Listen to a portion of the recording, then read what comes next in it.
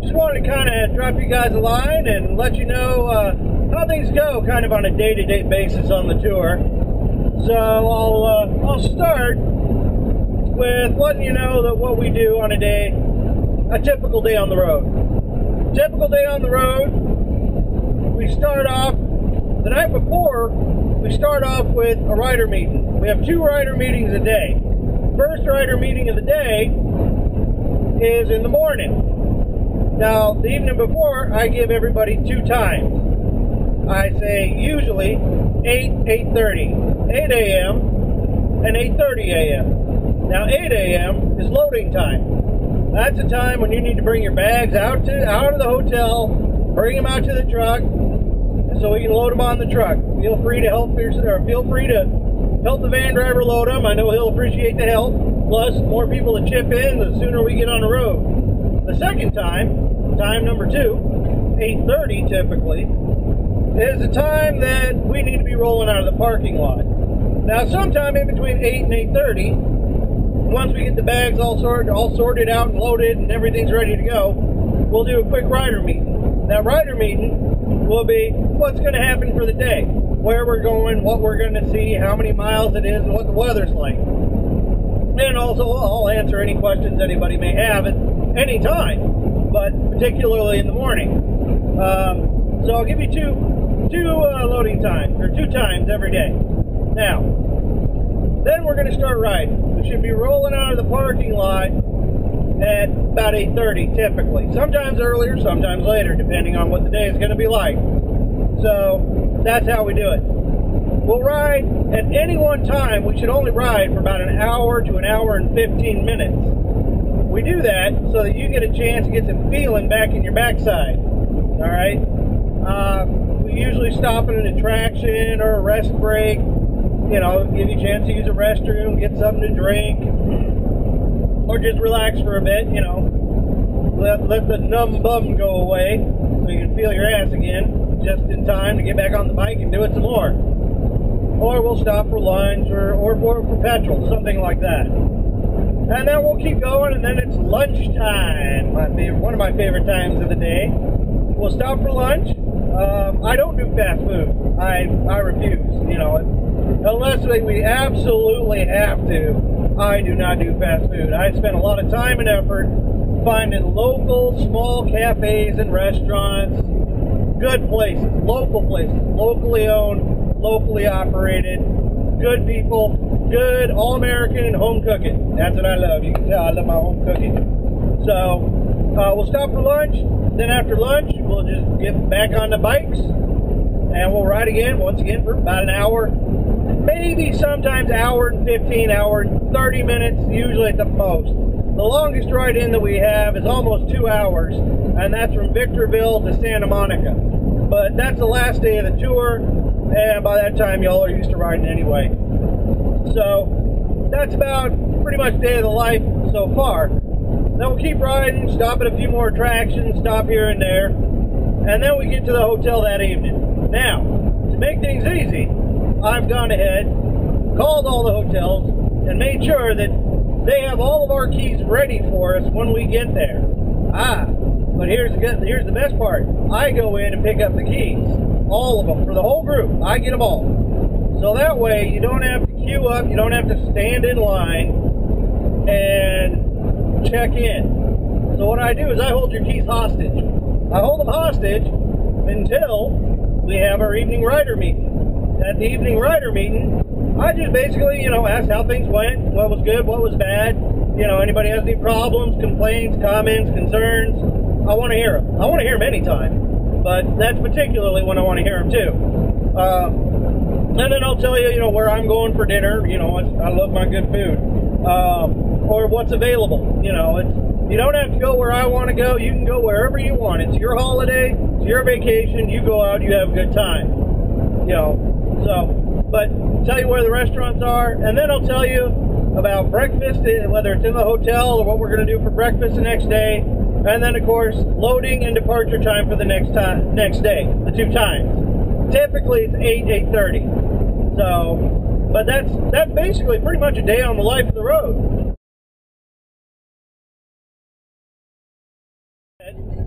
Another little word of advice for everybody coming on the tours is when you pack your stuff to come over, what you bring along is going to be really important. Specifically, when you bring a helmet or boots or sunglasses or anything, you want to make sure that they fit correctly and that they're worn in and comfortable before you come over on the tour.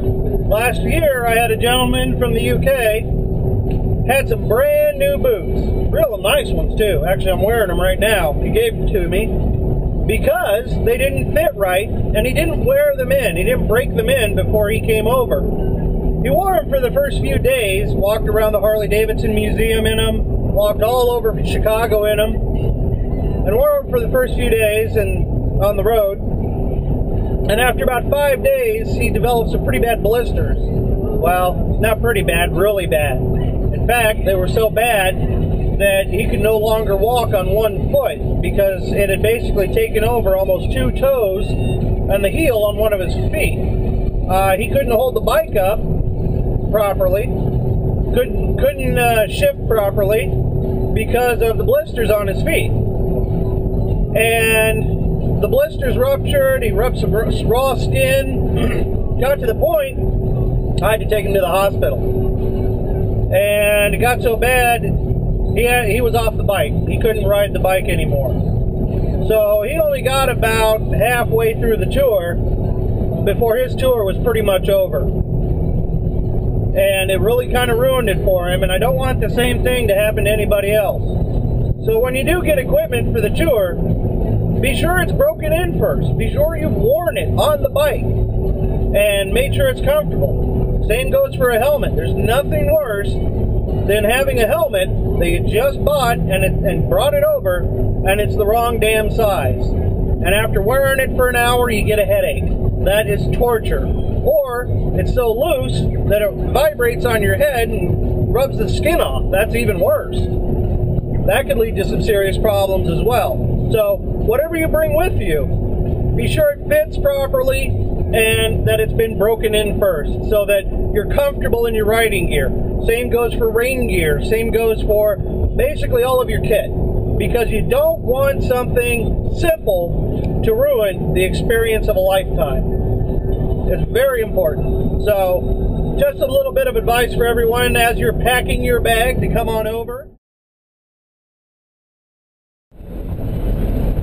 This one's going to be about riding as a pack, riding together as a group. Now, on a guided tour, we do this for a couple reasons, especially Route 66.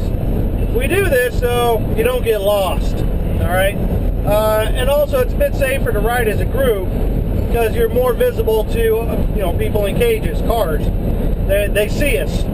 If we're riding in a pack, they see us a lot easier than if you're on your own. So, first thing about riding in a pack, first thing is I always ask the group who's got the most riding experience and who has the least amount of riding experience. I ask this because that's how I form places in the group based on ability. Now I want my riders at the back to have the most experience for a couple of reasons. One is that we get what we call the rubber band effect.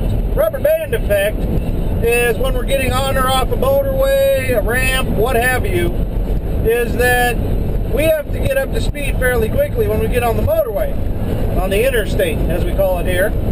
So when we get on the interstate, the front of the group does it just pretty easy to keep up with me. However, the ones at the back, sometimes they got to twist it on a little bit more to keep up with the group and keep the group together. So they do tend to go a little bit faster than the ones at the front. And also the ones at the front are the ones with the least riding experience, especially those who are not used to riding in a pack. Also people who are really afraid of getting lost. That's why I'm at the front, riding a bike at the front. Now, I also do that so I can keep an eye on them. So that way I can give them hints and pointers and tell them, hey, this is what you can do to improve your riding. And when I do that, it's not an attack, it's not criticism. I'm just trying to help you become a better rider. I've been riding motorcycles since I was about 8 years old. I'm still learning. And I do about, 40, 50,000 miles in 7, 8 months a year. Sometimes up to 80,000 miles a year. So I do a lot of riding. So I can help you. I'm still learning too. I'm still learning. Every time I go out, I still learn something new. But you never stop learning when you're riding. And if you got someone who's got more experience than you, ask them. Use them. Use them as someone to help you develop yourself as a rider. It's a great thing to do. So I do that, and it helps keep the group together better too. So I want the riders with the most experience, the most years riding, and also the ones most experienced with riding in a group towards the rear of the pack. So they know what to do. Also, if there is a problem up at the front, they know how to stop quickly and get out of the way if, God forbid, something bad happens. So there's less possibility of a multiple motorcycle accident. So it's done for safety reasons as well. Now when we ride as a pack, we ride in a staggered formation. By staggered, I mean we ride in the same lane together. But within that lane, we're riding in a staggered formation, never side by side, and never, ever straight one behind the other. That's just asking for problems. When you ride in a pack, you always want to have a place to go to in case some idiot in a cage comes along and changes lanes. You got to have a way out. Always leave a way out. That's the best riding hint I can give anybody. Always leave an out. A way to get out of trouble if it comes your way. Okay? So we ride together in a staggered formation. Now, when we're riding in a staggered formation, typically you need to have about a second to a second and a half, maybe 2 seconds between you and the rider in front of you passing a stationary object. That means the bike in front of you passes a stationary object, you go 1/1000, 1.5. Okay, you're good. That's about the right distance. That gives you ample braking distance and maneuvering distance. Okay? When we're riding also, when we're going around curves, when you're going around curves, you feel free, it's okay, you can break formation to pick your line around the curve. That's fine. Okay?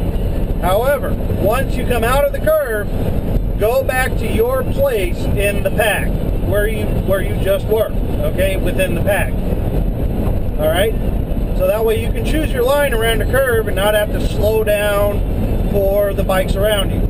Another thing is I also ask, please, whatever you do, do not change positions within the group while we are moving. If you want to change positions in the group, wait. We ride only for about an hour, hour and 15 minutes at a stretch. Then we'll take a break, and then after the next break, then you pick the new position in the group that you want, okay? Do not change positions in the group while we're moving. We do this for safety reasons, okay? All it takes is for one person that's being overtaken, okay, to not see it. That's the problem. Okay, they're not paying attention. Some they don't know what's going on, and they have to brake suddenly, and they don't know you're there. They got to maneuver suddenly. You know, there's roadkill or whatever. Boom, there's an accident. Do not change positions in the group while we're riding. Okay, that's really important. So please do not change positions.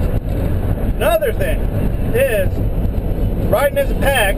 Now, when we're in a city, when we're riding somewhere like Chicago, St. Louis, Tulsa, Oklahoma City, Amarillo, Santa Fe, any of the bigger towns, we want to tighten up our formation. Okay, we want to ride together a little more closely as a pack. We want to get together closer. We want about a 1 second distance between us for a couple of reasons. One is that it makes us more visible to the idiots in cages, you know, the dumbasses in the cars that ain't going to see us. Well, they're going to see a whole bunch of bikers. Secondly, keeps us together better. That way you're sure you're not going to miss an exit. Everybody's going to see the exit. It's real easy to keep a group together like that. And it also makes it easier if we got stoplights, things like that, stoplights and stop signs. It's easier to keep the group together instead of us getting all split up. And I'll go over that later when we got stoplights, things like that. I'll go over that in another video, okay? So, but when we're out in the country, Doesn't matter. You can spread out a little bit more. Give it a 2, 3, 4 second distance. When we're out in the middle of nowhere, New Mexico, West Texas, you know, Western Oklahoma, it's all right. You can spread out some. Get the good view. I'm all for that. Okay. But when we come back into a town, even if it's a small town, we need to tighten up the group, stay in nice tight formation through the city. Once we're back out in the country again, spread out again. That's fine. Got no problem with that. I got a radio right here in the sport vehicle, and I got it on my bike too. So that way I know what's going on with the back of the group, and that way I know how fast to go and, you know, what I need to do to keep the group together. So don't worry about that. All right, we've got this down to a science now. I've pretty much got it down. But one more time, when we're out in the country, you can spread out. When we come into a town or a city, tighten up the group, especially on the interstate.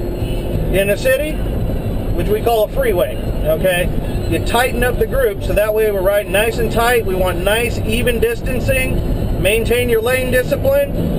And you're going to have to work on it a little bit, especially those who aren't used to riding in a pack.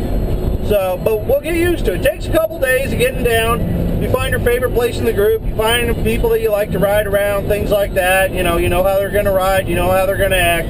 That's fine, okay? It takes a couple days. Be patient with other people, especially those who've never ridden in a group before either. If they haven't ridden in a pack, okay? Be a little patient with them, okay? Because it does take some getting used to, especially if they've never ridden in a pack before. Really takes some getting used to. Especially if they've never ridden a Harley either, because now you're on an unfamiliar bike in an unfamiliar country, in an unfamiliar environment, riding environment. So give it some time, be patient with people, and we'll all go out and we'll have a good time. And we'll have a safe time, and we'll get all the way across the United States without a problem. Howdy everybody. Alright, another video. Yeah, I know, another damn video. I'm bored, okay? I've been driving all damn day. Alright, so I thought I'd just get something done. This video, like I said in the previous video, I'm going to go over stoplights, stop signs, two-way stops and four-way stops, and right turns on red, which is legal here. Be the same in the UK as a left turn on a red. Red light at a stoplight. You guys really don't have those. First of all, I'm going to start by saying that we don't know what the hell a roundabout is here. I think there's 3 on all 2,650 plus miles of Route 66. There's 3 roundabouts. Now they just recently built one of them. So before there were 2, and before that there were none. So here in the United States we use 4-way stops, 2-way stops, and stoplights. Now, first thing I'm going to talk about is about a 2-way stop. Now, for those people in the UK and Europe, a 2-way stop sign is the same as it is there. All right, meaning that if you come up to a stop sign, right below the stop sign, there'll be a little sign that says 2-way, 4-way, or all-way. Okay, 2-way is the one we're talking about now. Now, the 2-way means that one direction of traffic does not stop. Okay, that means the cross traffic, the traffic going across from your position, does not stop. If you have to stop, but they don't. So be careful about that, okay? Look at right below the red stop sign, there'll be a little sign, most of the time. Sometimes they get nicked, they get stolen, but most of the time they're there. Or there'll be a sign that says, cross traffic does not stop. Be careful, okay? When you do that, pair up with the bike that's either in front of you or behind you, and go through the intersections as pairs, 2 bikes at a time, okay? Makes it faster for the group, and it's also safer. 4 eyeballs is better than 2, okay? So when you do that, look for the sign below the stop sign. It says 2-way, 4-way, or all-way. Next one is the 4-way stop. Okay? This is the one that usually confuses the living hell out of everybody from Europe and the rest of the world. I think we're the only ones that really do it. A 4-way stop sign, once again, you'll have a stop sign, and below it, it'll say 4-way or all-way. All right? What that means is that all directions of traffic must stop at the stoplight, or stop sign. Okay? All directions. Now, how do you figure out who goes first? What's the priority? The priority is whoever comes to a complete stop at the stop sign first has the right of way. If for some bizarre chance 2 vehicles come to a complete stop at the exact same time at the exact same stop sign, or not exact same, but in different directions, okay, the vehicle to the right has the right of way. So right has right of way. Remember that. Okay? Right has right of way. So, another good thing to do at a 4-way stop, alright, is make eye contact with the other vehicle, whether it's a car, motorcycle, whatever. Okay? Make eye contact. Look at the driver. Okay? Look at the driver and look at their vehicle, and that'll give you some indication whether or not they're going to go or they're going to stay. Alright? And at least that way, you know they see you too. Alright? So keep that in mind. Now, once again, you're going to go through the intersection in pairs, 2 bikes at a time. Alright? 2 bikes at a time. Alright? Makes it faster for the group and it's safer. Once again, 4 eyes are better than 2. Okay? So, and each direction alternates. Okay? East and west will go, and then north and south will go. Then east and west will go, then north and south will go. Okay?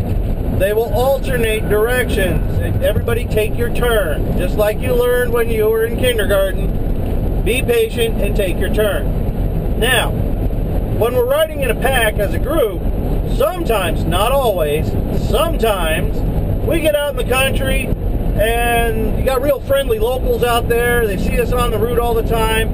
And what they'll do is they'll wave the group through. They'll just say, I can wait a minute, and let the whole group through, and they'll be waving you through. That's the other reason why you want to make eye contact with the drivers in the opposing, or in the cross-traffic direction, okay? Don't count on it. Never count on it, okay? Ride for your own safety. Ride for the safety of those around you, all right? Please. But look at the other drivers. Most of the time, not always, but most of the time, in the small little towns and out in the country, there's just one vehicle in the cross-traffic direction. Sometimes, not always, they will just be waving you through, saying, yeah, go ahead, stay together as a group. They're real friendly folk. Real friendly out there, okay? But do not count on it. Also, need to also say this. Just because the bike in front of you goes, does not mean it's safe for you to go. Okay? Ride for your own damn safety all the time. Okay? Next, stop lights. Now this is the same as it is in the UK, except our yellow lights don't flash here, they just come on. Alright? At a stoplights. Now, the group will get separated by stoplights in towns, especially places like, you know, Chicago or places like Springfield or somewhere like that. You know, we get a fairly medium or good-sized town, we're going to get to a stoplight. At a stoplight, if the group does get separated, don't panic, all right? When we do that, we got the radios, these things, in the truck, okay? The van driver will be wearing a headset just like this. Actually, he'll be wearing this one, all right? And I've got an autocom system on my bike so he and I can communicate. He'll tell me, hey, I got 5 at the light, all right? So when he tells me, okay, I got 5 at the light, that means he has 5 motorcycles with him at a stoplight. So what I'll do is I'll either slow the group down and just putt along maybe 20 miles an hour, okay, until the light turns green, or if it's going to be a long light or we're going to get a lot of cars mixed in with the group, what I may do is put my hazard indicators, my 4-way flashers on, and pull off to the shoulder, the hard shoulder on the side of the road, and stop until he calls me back on the radio and says, hey, green light. He'll tell me when they get a green light and they start moving again. So I can start moving the group again before they get up to us. So that way the front of the group is moving again, by the time the back of the group catches up to us. Keeps the group together real nicely. That way nobody has to panic about anything, about, oh my God, we're going to get lost. Secondly, I will never, ever, well, rarely, no, I will never make a turn without the whole group. I may have to slow down or stop sometimes until I have everybody before we make a turn. All right? I don't want to lose anybody. Ain't lost anybody yet, and I don't plan on it. All right? So, that's basically how that goes at a stoplight. Okay? Once again, ride for your own safety and obey all traffic signals. Now, final thing, final note. All right? In the U.S., in most places, it is legal. Yes, it is allowed to make a right turn at a red light. It would be the equivalent of making a left turn at a red light in the UK. Okay, or anybody drives on the left side of the road, the wrong side of the road, in my opinion. Anyway, you may make a right-hand turn on red if there's not a sign on the signals that says no right on red. No right turn on red, something to that effect. Look for those signs when you stop at that intersection, okay? If you do, okay, what you can do is you can look, there's no sign, great. You must come to a complete stop. Look to your left, that way. Look to the left, not to the right, to the left, for all you people from the UK, okay? Make sure that there is no oncoming traffic. Ride for your own safety. When it is clear, make the turn. Make the right on red. Okay? Perfectly legal. Not a problem. Unless it is posted that says no right turn on red or no turn on red. Okay? Very important. So that is allowed. That is allowed. Now the last thing I do need to talk about, I didn't tell you about it to begin with, but I'll tell you about it now. Now here, when we make a left-hand turn, or in some places, very few ones, you make a right-hand turn, there will be a turn arrow, okay, on a signal. It'll be at an intersection, and there will be a green arrow, a yellow arrow, and a red arrow, pointing left or right, depending on which way. That is your, if you are in the lane for that arrow, that is your signal, okay? If it is green, if it is a green arrow, it is a protected turn. That means cross traffic and opposing traffic is not going to be moving. It is a protected turn. Once that turns yellow, it's about to expire. Okay? So you got to make your decision whether or not you're going to turn or not, because that means the opposing traffic is going to start moving.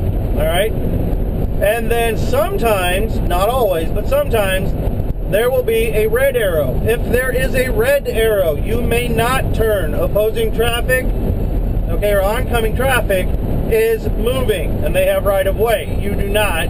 It also means that you must wait until it turns green again. If there is no red arrow, okay, if it's green arrow, then yellow arrow, and then no arrow, and it's just a regular green light, then it is a turn, but it is no longer protected.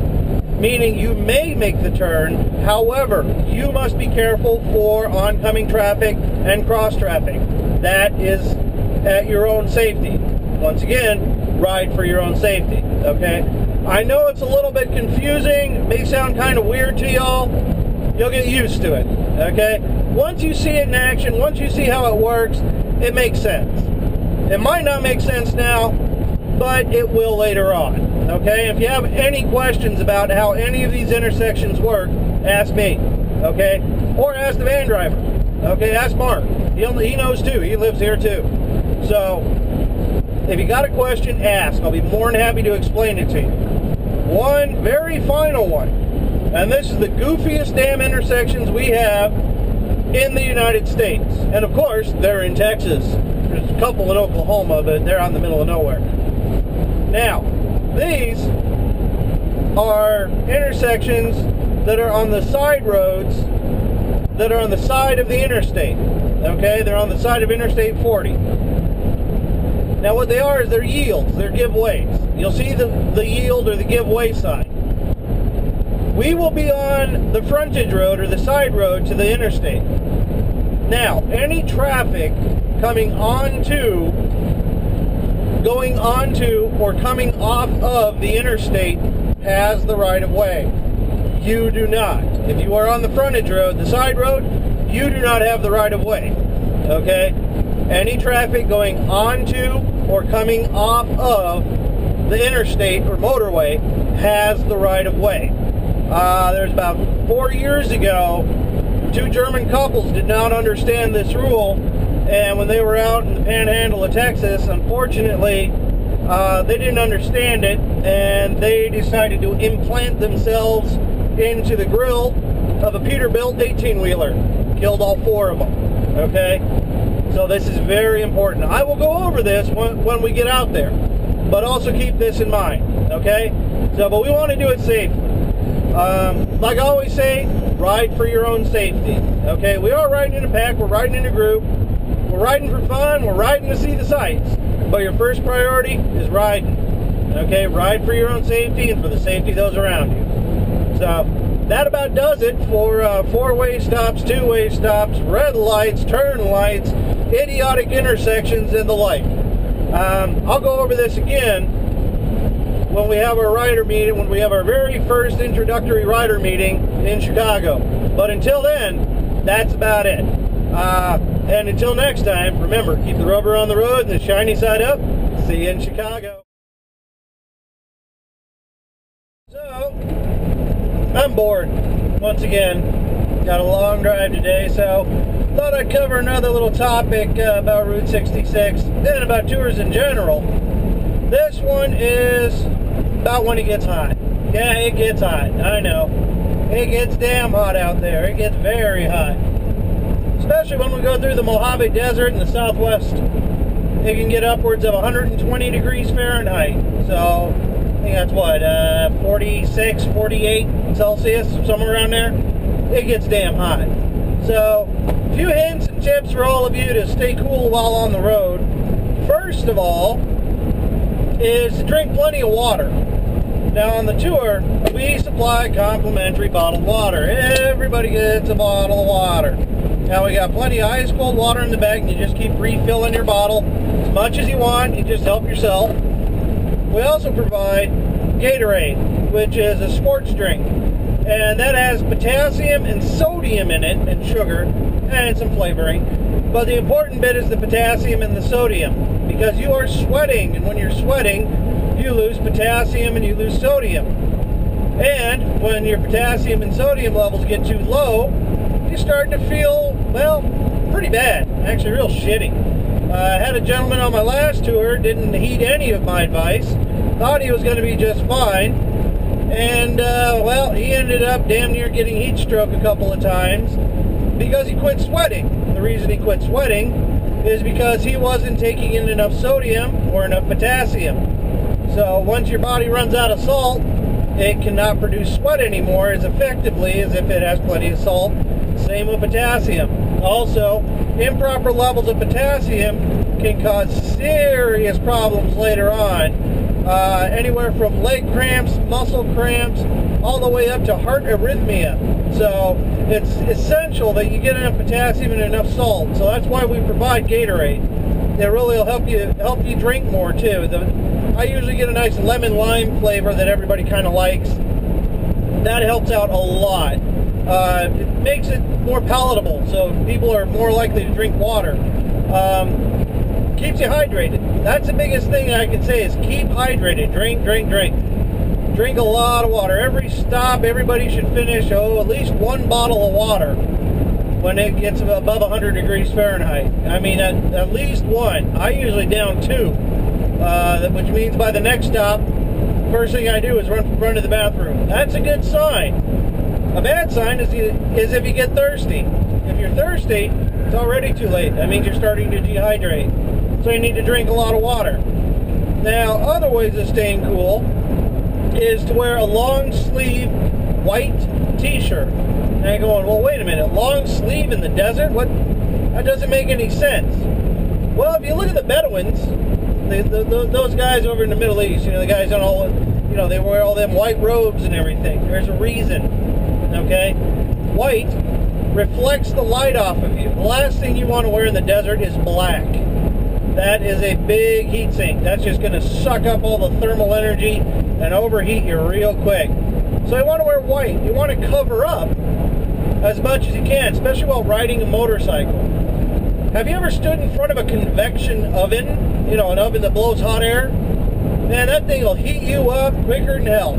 And that's what happens on the motorcycle, is you get a hot wind blowing on you, and your body can only cool itself so much. Your body's reaction to cool itself off is, one, sweat. Number two is all of the blood rushes to your skin. And what your body is trying to do is trying to turn your skin into a giant radiator to exchange that heat, to radiate that heat off. But if it's hotter outside, your body ends up absorbing more heat through your skin. So you cover up your skin to prevent it from absorbing more heat. It makes a big difference. Really makes a big difference. Another reason why you wear a long sleeve white shirt is we soak you down with water. I'll hose you down. Yeah, we'll pour water all over you. Now, it may only last about 10 minutes because of the low humidity, but for those 10 minutes, that shirt is completely drenched, completely soaked in water.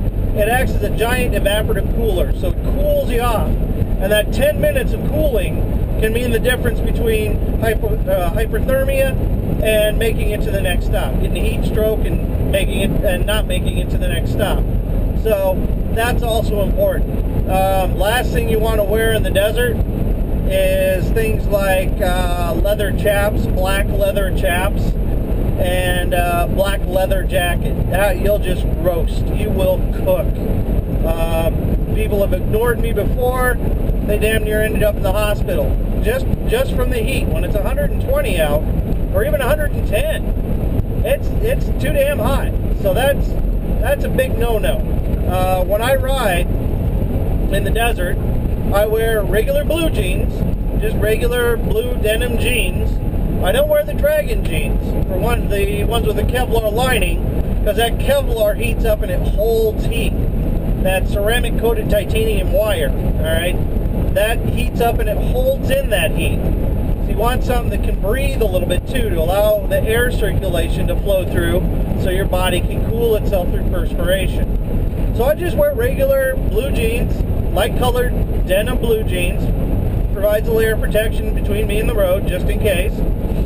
A white long sleeve t-shirt. We got a place along the way where you can buy one that is also a souvenir. It has Route 66 on it, all the different states up and down the sleeves.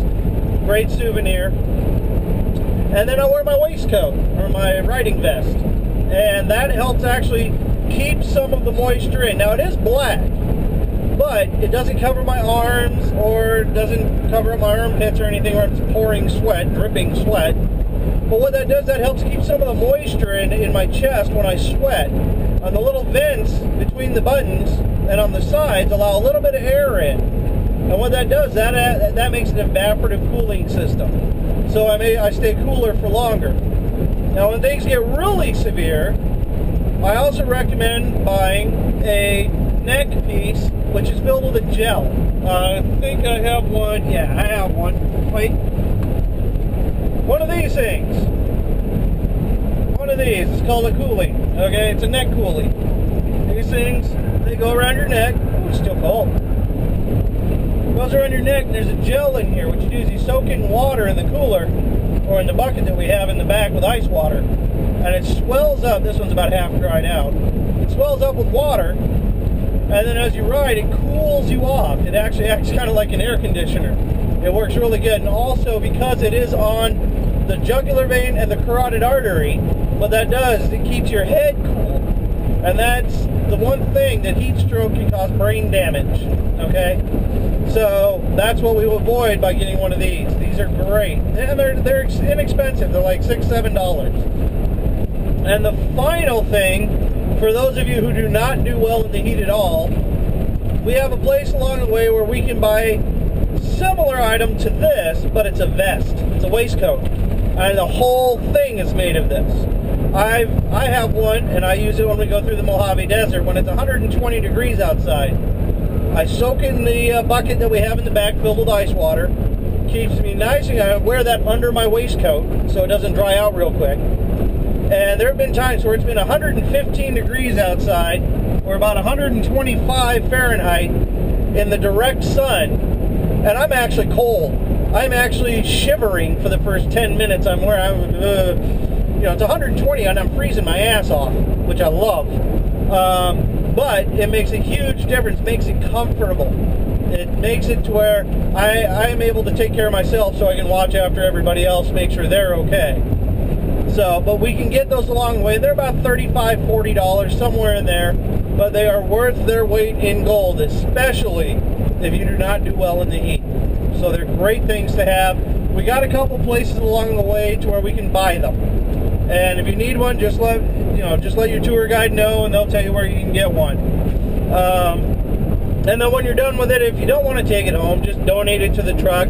I got a few in the back that people have kindly donated to the truck because, well, they didn't want to take it home, didn't see a use for it. So then some poor guy along the way, you know, doesn't have the money for it, or, you know, that way we can do it. And I also keep a couple reserved off to the side for people in case they do start to get overheated. I can cool them down real quick in an emergency. So, but that's about it on staying cool. One thing, avoid alcohol. Alcohol inhibits your body's ability to absorb water, inhibits your body's ability to absorb oxygen, and also dehydrates you. So you don't want to drink a lot when you're in the desert environment. Have a beer with dinner, maybe two. Don't have a lot, okay? The worst thing is riding hungover in 115 degrees. It sucks. So that's about it for now. That's all I can think of for now.